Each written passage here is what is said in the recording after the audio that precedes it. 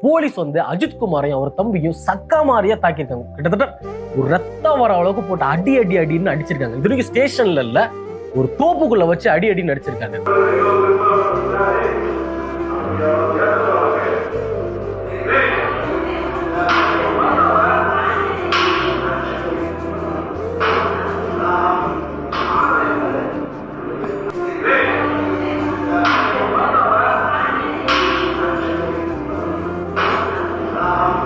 அஜித்குமார் அடிச்சது மட்டும் இல்லாம இந்த மிளகா பொடி இருக்குல்ல, அது வந்து ஒரு வாயிலே திணிச்சிருக்காங்க.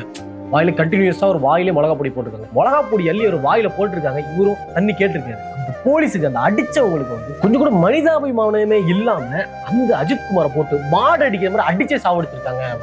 இப்ப எப்படி சொல்றதுன்னா, ஒரு 5 அறிவு ஒரு விலங்கு இருக்கு, மாடு இருக்கு, ஏதாச்சும் ஒரு அனிமல் இருக்கு, அதை அடிச்சிட்டோம், ஏதாச்சும் துன்புறுத்திட்டோம் அப்படின்னாலே ப்ளூ கிராஸ் அப்படின்ற ஒரு டீம் வந்து யார் அடிச்சானோ அவனுக்கு அகைன்ஸ்டா நிக்கிறாங்க, கேஸ் போடுறாங்க, ஃபைன் போடுறாங்க, ஜெயில் தண்டனை வாங்கி கொடுக்குறாங்க, எல்லாமே பண்றாங்க.